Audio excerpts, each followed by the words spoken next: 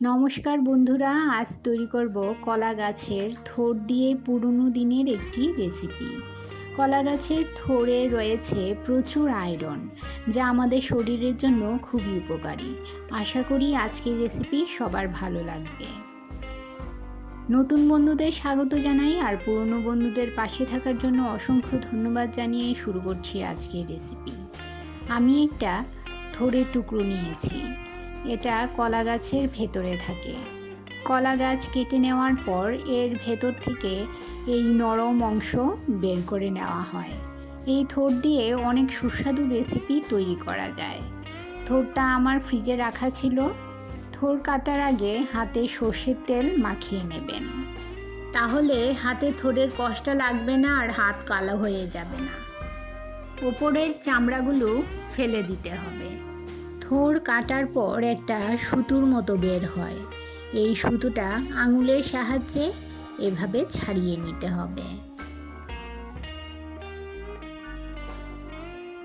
আমার চ্যানেলে নতুন বন্ধু হয়ে থাকলে চ্যানেলটি সাবস্ক্রাইব করে পাশে থাকা বেল আইকনটি প্রেস করুন আর নোটিফিকেশন অল করুন পরবর্তী ভিডিওর আপডেট পেতে। থোড় একদম মিহি করে কেটে নিতে হবে। বন্ধুরা, যারা আমার চ্যানেলটি সাবস্ক্রাইব করে এখনও পর্যন্ত আমাকে সাপোর্ট করছেন তাদেরকে অসংখ্য ধন্যবাদ।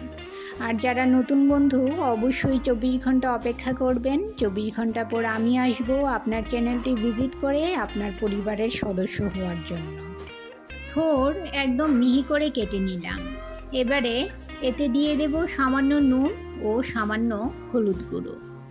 নুন ও হলুদ গুঁড়ো দিয়ে মাখিয়ে রাখলে থোড়ে যে কষ থাকে সেটা বের হয়ে যাবে।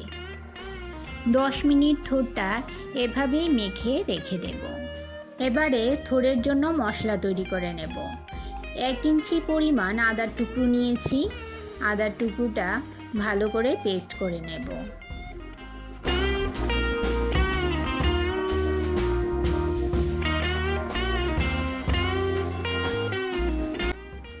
কয়েকটা কাঁচা লঙ্কাও পেস্ট করে নেব।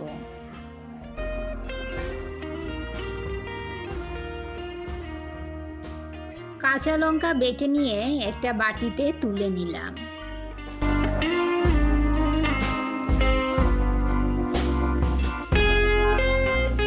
এবারে জিরে ও ধনে পেস্ট করে নেব। 1 চামচ গোটা জিরে ও 1 চামচ গোটা ধনে পেস্ট করে নেব। জিরে ও ধনে পেস্ট করে নিয়ে একটা বাটিতে তুলে নিলাম। গ্যাসের চুলায় কড়াই বসিয়ে হাফ কাপ মুগ ডাল ভেজে নেব। মুগ ডাল ভাজা হয়ে গেছে। এবারে একটা প্লেটে নিয়ে নিলাম। কড়াইতে দিয়ে দিলাম 2 টেবিল চামচ পরিমাণ সাদা তেল। দুটো মিডিয়াম সাইজের আলু টুকরো টুকরো করে কেটে নিয়েছি। তেল গরম হলে আলুগুলো কড়াইতে দিয়ে দিলাম।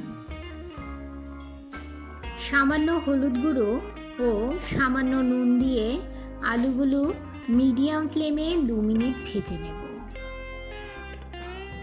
আলু বেশি ভাজার দরকার নেই। আলুগুলো তুলে নিয়ে ওই একই তেলে ফোড়নে দিয়ে দিলাম 2 তেজপাতা, 2 শুকনো লঙ্কা ও হাফ চামচ গোটা জিরে। সামান্য নেড়ে নিয়ে ফোড়ন থেকে যখন সুন্দর গন্ধ বের হবে এতে দিয়ে দেব 1 চামচ আদা বাটা, 1 চামচ কাঁচা লঙ্কা বাটা, 1 টেবিল চামচ জিরে ও ধনে বাটা, আর দিয়ে দেব 1 চামচ লাল লঙ্কার গুঁড়ো আর 1 চামচ হলুদ গুঁড়ো। সমস্ত মশলা মিশিয়ে নিয়ে সামান্য পরিমাণ জল দিয়ে মশলাটা ভালো করে কষিয়ে নেব। মশলা ভালো করে কষিয়ে নিয়ে এতে দিয়ে দিলাম কেটে রাখা থোড়। থোড়টা আরেকবার ভালো করে ধুয়ে নিয়েছি। এবারে এতে দিয়ে দেব স্বাদমতো নুন।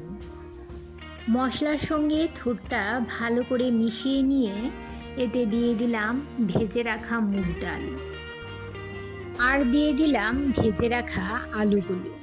নেড়ে চেড়ে ভালো করে মিশিয়ে নেব।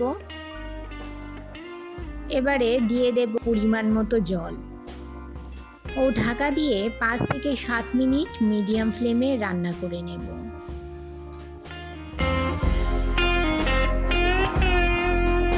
7 মিনিট পর দেখুন ডাল সেদ্ধ হয়ে গেছে। ডালগুলো এইরকম গোটা গোটাই থাকবে। আলু ও থোরটাও সেদ্ধ হয়ে গেছে। এবারে এতে দিয়ে দেব 1 চামচ চিনি ও 1 চামচ গরম মশলা গুঁড়ো। ভালো করে মিশিয়ে নিয়ে 2 মিনিট রান্না করে নেব। তৈরি হয়ে গেল কলা গাছের থোড় দিয়ে পুরনো দিনের খুবই সুস্বাদু একটি রেসিপি।